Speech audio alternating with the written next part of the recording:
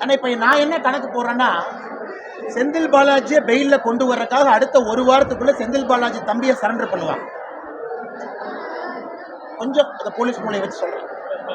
So Senthil Balaji தம்பியை surrender பண்ணி பெயிலுக்கு move பண்ணுவாங்க. பெயிலுக்கு மூவ் பண்ணி தம்பி சரண்டர் ஆயிட்டான், இவர் இப்போ பொறுப்பில் இல்லை, ஐயா பெயில் கொடுங்கன்னா எலெக்ஷனுக்கு பயன்படுத்தலாமான்னு யோசிப்பாங்க.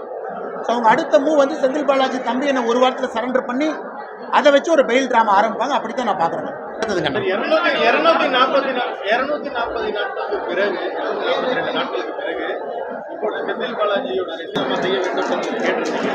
இப்போ அண்ணா இதை வந்து முதல் நாள்லேருந்து சொல்கிறோம். கவர்னரும் இதே தான் சொன்னார். நம்முடைய உயர் நீதிமன்றம் 2 முறை, ஒரு முறை நேரடியாக ஒரு முறை மறைமுகமாக சொல்லியிருக்கிறாங்க.